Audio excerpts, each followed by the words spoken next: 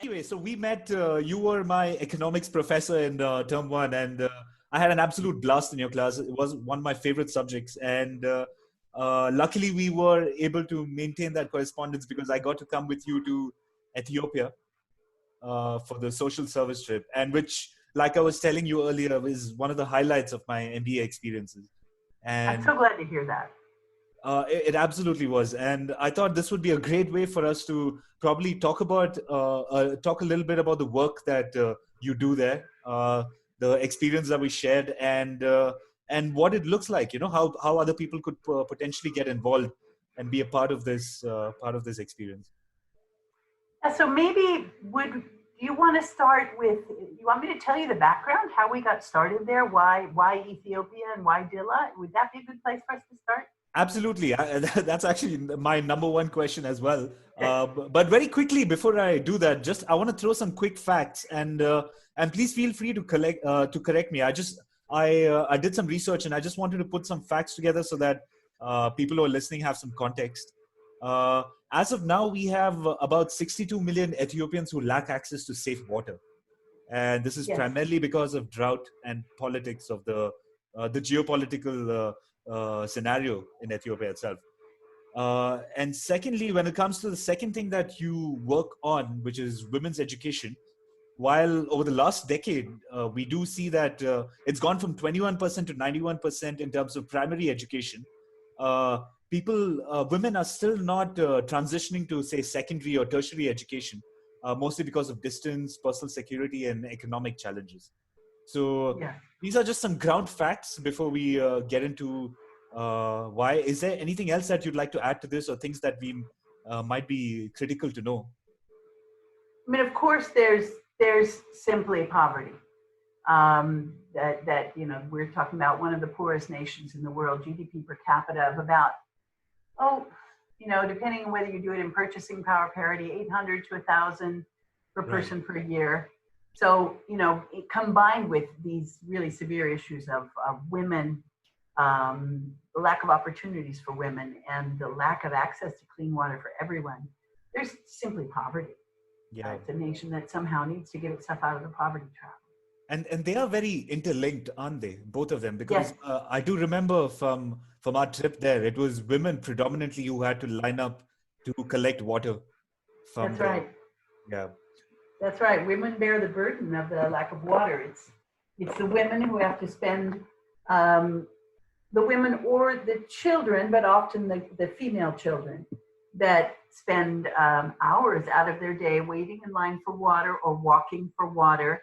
And so this means that um, that girls are taken out of school earlier or miss a lot of school.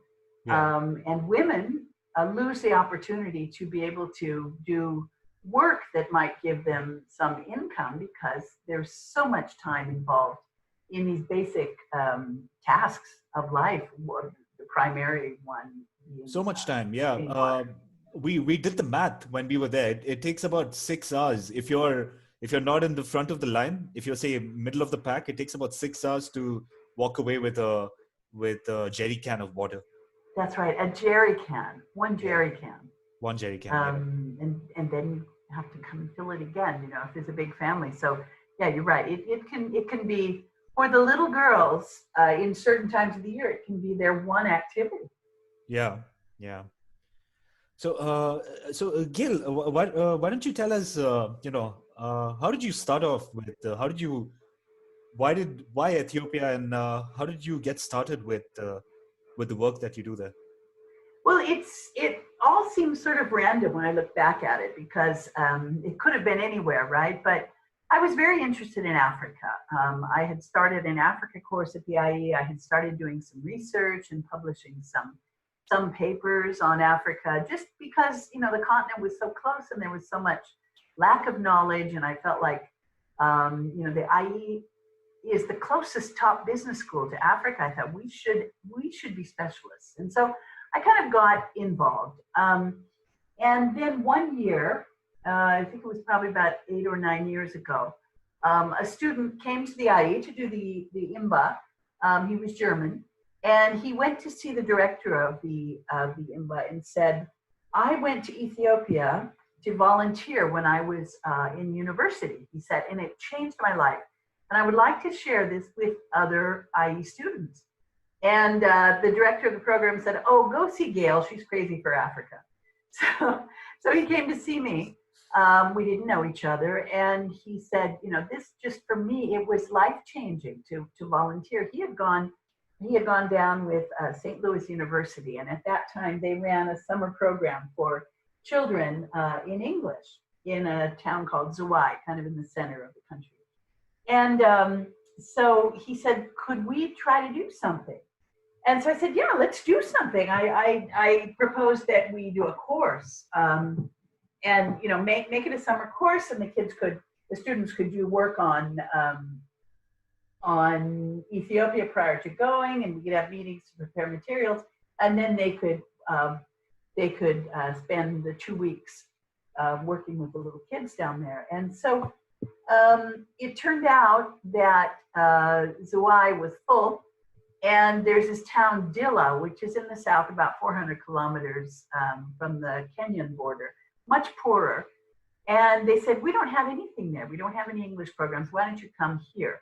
So I went down with this first group, and we created their first English summer program. It was just for girls. You know, we taught them English for a few hours a day, and, you know, did games and dances and programs with them. And it was just a wonderful experience for all of us. I mean, I hope they learned some English. They did learn some, but it seemed like we learned so much. And they, you know, just opened their arms to us and took us home. And we really felt we had gotten a glimpse into the community. And so for me, that was it. I was just going to keep going. And so I started taking groups every summer. And the thing is, as time went on, I thought, are we really achieving something by giving these English classes in the summer? You know, sometimes I felt like we did. We had met some girls that had gone through the St. Louis summer program, and they had actually gone to university, were supporting their families. You know, there were some encouraging pictures, but you know, looking around, and particularly looking at the water problem that you're mentioning, I said, you know, could we do something else? Because at the IE, our specialty, our comparative advantage is not teaching English to little girls. It's, you know, entrepreneurship. And particularly, there's a lot of interest in social entrepreneurship. And I said, couldn't we do something there? And so, you know, this whole process began. I had a student who had gone with me one year who went to work for an American water purifying company. And he said, Gayle, couldn't we do something in water in Ethiopia, you know, jointly with my company? And so we worked on that for a while. We tried to find a project that they would be willing to invest in. And it was complicated because we needed a local partner. We needed to, you know, we needed a model that we were sure would work, because we were going to have to set things up, put the money in it, and then take off, right, and come back the next summer. And so, you know, we worked on that for 3 or 4 summers, students researching, and we were visiting different water projects, and how did people get their water, and what companies or what institutions were drilling or purifying or distributing water, you know, all the things that were happening. And finally, one summer when we were, you know, in the meantime, we continued teaching English to girls. We were teaching, and the father of one of the girls in our program came in to see me, and he said, you know, I know you have an American water company on board, and I know you're from the IE, and I know this is a prestigious business school. And he said, I would really like to do something in the water space. I would really like to help my community to solve their water problem. And so we started working with him. This was Berhanu, whom you know. Yeah. And so, you know, it's interesting when I look back, there's so many things that could have been different, you know. If we hadn't been teaching the little girls English, we never would have gotten known in this community. We never would have met Berhanu. And for me, the interesting thing about all of this is that I learned that if you want to do something in another country, you can't just drop in with money for 2 weeks and take off. You need to know the people. You need to be very familiar with the problems. You need to have some local credibility. And so anyway, we started working with him, and students came up with a business plan for his water project. Initially, he wasn't really sure what he wanted to do. We explored different options with him, and finally, what he ended up doing was, I suppose we'll talk about this later, Gotham, so maybe I should stop and let you ask questions. But what we ended up doing was one of his options, and it's working. He's distributing water in the community, clean water.